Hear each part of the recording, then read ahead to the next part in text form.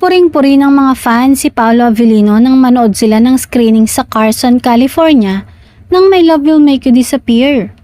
Sina Paolo at Kim Cho nga ay in fairness sa dalawa, nagbigay talaga ng oras para makabanding ang Kim Pao fans. Kahit na nga masama ang pakaramdam ni Paolo dahil may sipon ito. Mukhang sinipon nga daw si Paolo dahil maginaw na rin sa California kapag gabi. May mga video rin kasing nakita na hindi lang screenings ng My Love Will Make You Disappear ang inasikaso ni na Paolo at Kim. Namasyal din silang dalawa.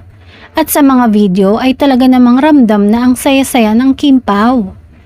Siyempre ini-enjoy nilang pamamasyal sa Los Angeles dahil lahat ng screenings nila sa Carson ay sold out. Samantala, sweetness overload nga raw ang nakita ng mga Pinoy abroad kung saan 2 days na sumalang ang Kim Pao sa pagpapalabas doon ng My Love Will Make You Disappear. Sold out nga raw ang lahat ng screenings ng Kim Pao movie at sold na sold din ang mga fans sa kanilang dalawa dahil wala nga raw kaarte-arte.